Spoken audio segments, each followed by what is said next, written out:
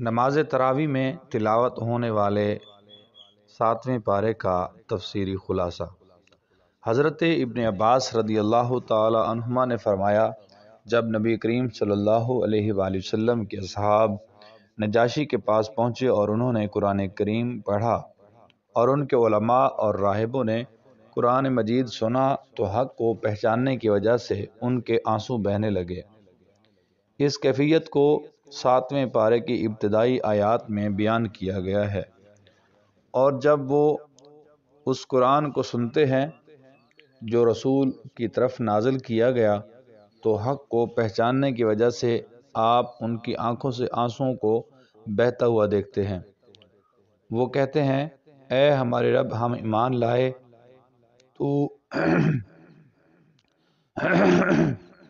اے ہمارے رب، ہم ایمان لائے، تو ہمیں حق کی گواہی دینے والوں کے ساتھ لکھ لے۔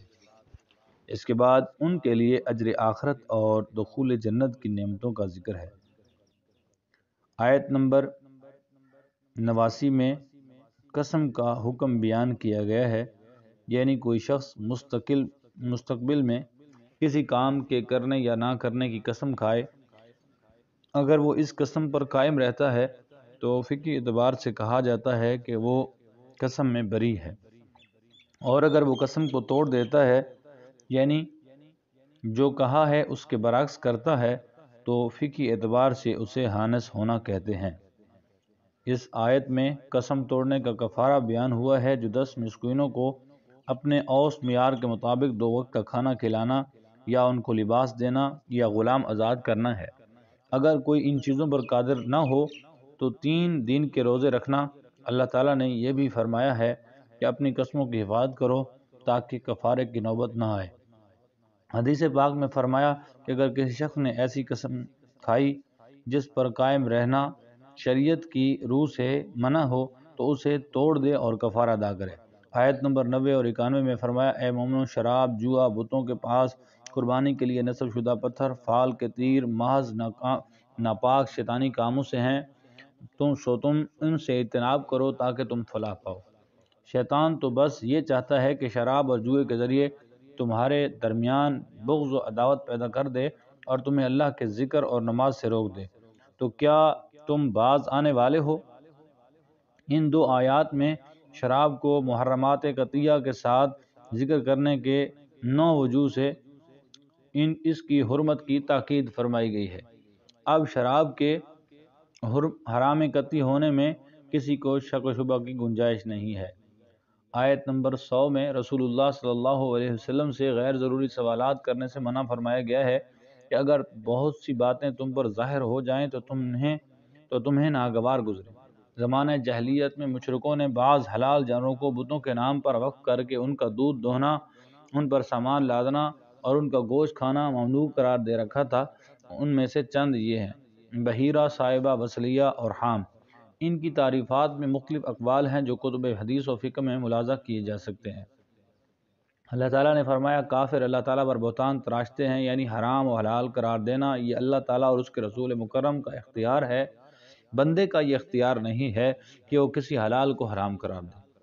آیت نمبر 104 میں بتایا گیا، اہل کتاب اور دین سے انحراف کرنے والوں کو دعوت دی جاتی ہے کہ اللہ کے نازل کردہ دین اور رسول صلی اللہ علیہ وسلم کی اتباع کے لیے چلے آؤ، تو وہ کہتے ہیں ہم نے اپنے آباء و اجداد کو اسی روش پر پایا اور ہم اپنے آباء و اجداد کے شعار کو کیسے چھوڑ سکتے ہیں، خواہ ان کے آباء و اجداد جاہل اور راہ ہدایت سے بھٹکے ہوئے ہوں، یعنی ہر دور کے منکرین کا شعار رہا ہے۔ آیت نمبر 106 میں وصیت کے لیے 2 عادل گواہ مقرر کرنے کا حکم دیا ہے تاکہ بعد میں تنازع پیدا نہ ہو، اور یہ بھی حکم دیا ہے کہ حق کی گواہی کو چھپانا نہیں چاہیے۔ ابتدائی اسلام میں وصیت کو فرض قرار دیا گیا تھا، لیکن احکام وراثت نازل ہونے کے بعد خیر کے کاموں کے لیے صرف اس کا جواز و استحباب باقی ہے۔ آیت نمبر 110 سے 111 میں اللہ تعالیٰ نے عیسیٰ علیہ السلام پر اپنی نعمتیں بیان کیں۔ نمبر 1 روح القدس سے مدد کرنا، نمبر 2 گہوارے میں لوگوں سے کلام کرنا، نمبر 3 کتاب و حکمت، تورات و انجیل کی تعلیم، نمبر 4 عیسیٰ علیہ السلام کے معجزات، مثلا اذن الہی سے مٹی سے پرندے بنا کر جان ڈالنا، مادرزاد اندھے اور برس کے مریض کو شفا یاب کرنا، مردے کو زندہ کرنا، بنی اسرائیل کی ایذا رسانی سے بچانا۔ آیت نمبر 12 میں ہے کہ عیسیٰ علیہ السلام کے حواریوں نے اپنی قوم کی فرمائش پر اللہ تعالیٰ سے دعا کی، اے ہمارے پروردگار، ہم سے آسمان سے خوان نعمت نازل فرما جو ہمارے اگلوں اور پچھلوں کے لیے عید ہو، اور تیری قدرت کی نشانی، اور ہمیں رزق عطا فرما، بے شک تو بہترین رزق عطا کرنے والا ہے۔ اللہ تعالیٰ نے فرمایا کہ فرمائشی معجزہ ظاہر ہونے کے بعد جو کفر کرے گا تو اسے مثالی عذاب دیا جائے گا۔ اس کے بعد کی آیات میں نصارہ پر حجت قائم کرنے کے لیے اللہ تعالیٰ نے فرمایا کہ اے عیسیٰ، کیا آپ نے لوگوں کو یہ کہا تھا کہ مجھے اور میری ماں کو اللہ کے سوا دو خدا بنا لو؟ ظاہر ہے کہ عیسیٰ علیہ السلام نے اس سے برات کا اظہار کیا اور کہا کہ میں نے ان لوگوں سے وہی کہا تھا جس کا تو نے مجھے حکم دیا تھا کہ صرف اللہ کی عبادت کرو اور جو میرا اور تمہارا رب ہے، یعنی اب ان کا معاملہ تیرے سپرد ہے۔ سورۃ الانعام۔ سورۃ الانعام کے آغاز میں اللہ تعالیٰ کی قدرت کا بیان ہے کہ اس نے آسمانوں اور زمین کی ظلمت اور نور کو پیدا کیا، کہ اس نے آسمانوں اور زمین۔ سورۃ الانعام۔ سورۃ الانعام کے آغاز میں اللہ تعالیٰ کی قدرت کا بیان ہے کہ اس نے آسمانوں، زمین، ظلمت اور نور کو پیدا کیا۔ اسی نے انسان کو مٹی سے پیدا کیا، پھر اس کے لیے ایک مدت حیات اور قیامت کا وقت مقرر فرما دیا، لیکن کافر پھر بھی اپنے رب کے ساتھ شریک ٹھہراتے ہیں اور اس کی قدرت کے بارے میں شک میں مبتلا ہیں، حالانکہ وہ ظاہر و باطن اور انسان کے ہر عمل کو جانتا ہے۔ منکروں کا یہ ایک شعار ہے کہ اللہ تعالیٰ کی قدرت کی نشانیاں آنے کے باوجود ان میں غور نہیں کرتے۔ اللہ تعالیٰ فرماتا ہے کہ تم سے پہلے بھی کئی قوموں کو ہم نے زمین میں اقتدار عطا کیا، ان پر موسلا دار بارشیں برسائیں، ان کے لیے باغات کے نیچے نہریں جاری کیں، اور ان کے گناہوں کی پاداش میں ان کے گناہوں کی پاداش میں ان کو ہلاک کر دیا۔ آیت نمبر 7 میں فرمایا کہ کافروں کا حال تو یہ ہے کہ اگر لکھی ہوئی کتاب ان کے پاس اتار دی جائے جسے وہ اپنے ہاتھوں سے چھو کر دیکھ لیں تو پھر بھی یہ ایمان نہیں لائیں گے بلکہ اسے جادو قرار دیں۔ اسی طرح اگر ان کے پاس فرشتہ اتر کر آ جائے تو ملکوتی شکل میں تو وہ دیکھ نہ پائیں، اور اگر بشری لباس میں آئے تو پھر وہ کہیں گے کہ یہ تو ہم جیسا بشر ہے۔ رسول صلی اللہ علیہ وسلم کو تسلی دیتے ہوئے اللہ تعالیٰ نے فرمایا کہ ہر دور کے کفار اپنے نبیوں کا مذاق اڑاتے رہے ہیں۔ آپ زمین میں مشاہدہ کر لیں، گزشتہ امتوں کے تباہ شدہ آثار ان کے انجام کا پتہ دیتے ہیں۔ آیت نمبر 14 میں رسول اللہ صلی اللہ علیہ وسلم کو حکم ہوا کہ آپ کافروں اور مشرکوں کو بتائیں کہ میں زمین و آسمان کے خالق اور سب کے روزی رساں کو چھوڑ کر کسی اور کو اپنا کار ساز مان لوں؟ آپ کہہ دیں کہ میں سب سے پہلے اسلام لانے والا ہوں، اور جس کو ضرر پہنچے اس کے سوا کوئی نجات دینے والا نہیں۔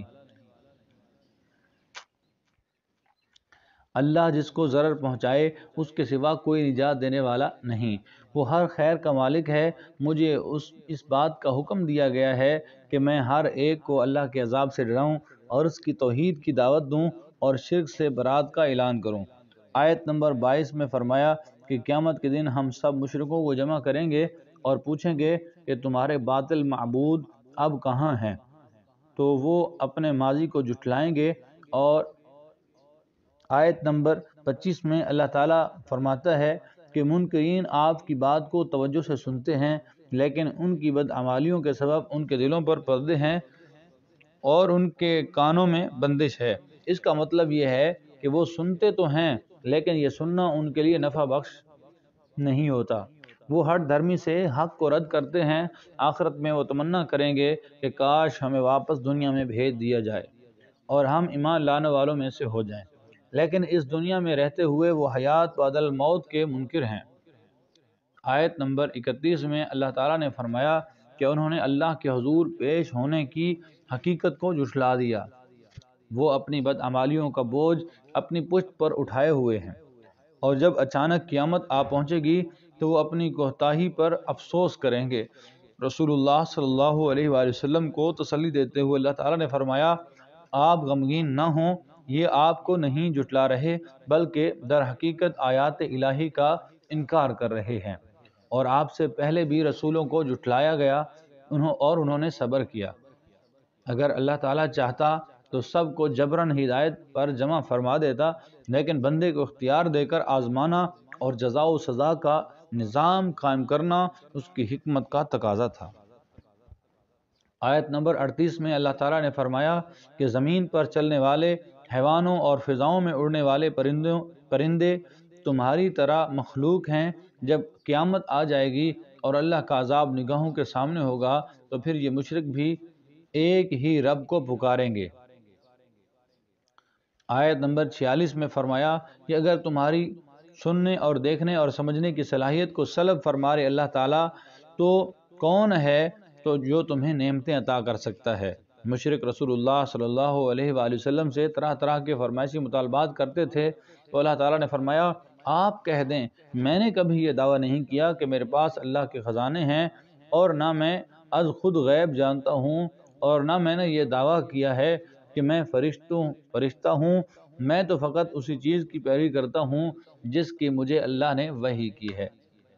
رسول اللہ صلی اللہ علیہ وسلم اگرچہ اللہ کے بتانے پر غیب کی باتیں جانتے تھے، مگر عالم الغیب علی الاطلاق اللہ تعالیٰ کا خاصہ ہے۔ نبی کریم صلی اللہ علیہ وسلم کے سارے امور اللہ تعالیٰ کی عطا سے ہیں۔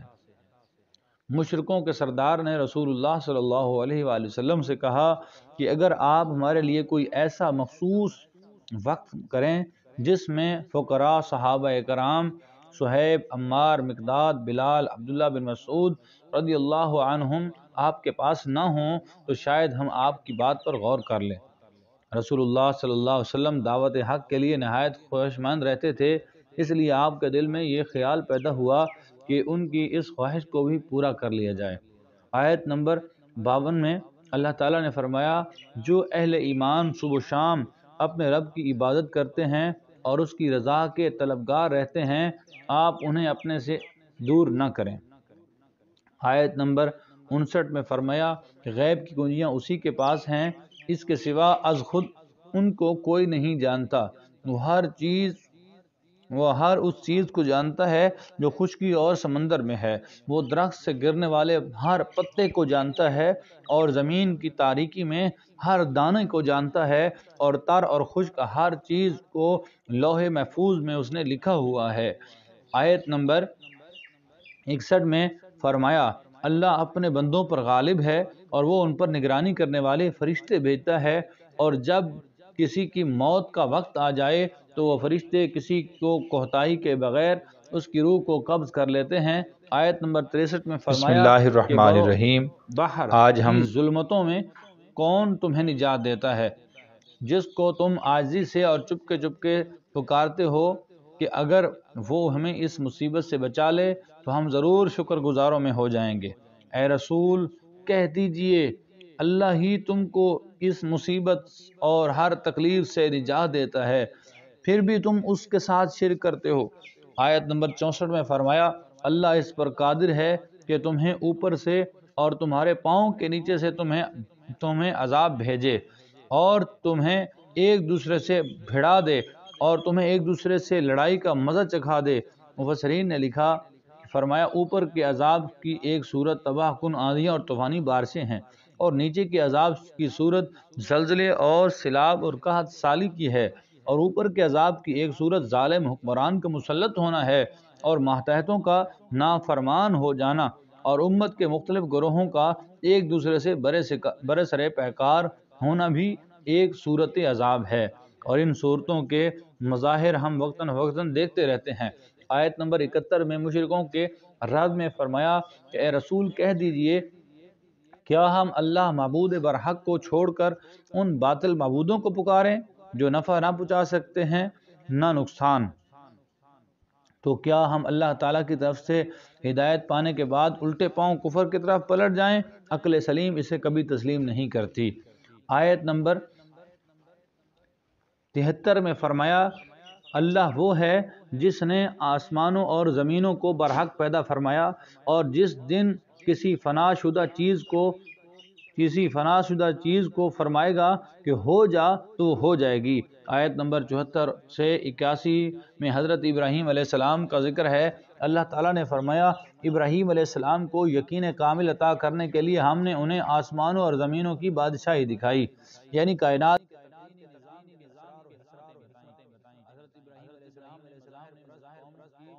قوم کی حکمت کے ساتھ کرنے اور مظاہر کائنات ہونے اور اللہ تعالیٰ کی دلائل کو ثابت کرنے کے لیے مظاہر کائنات ستارے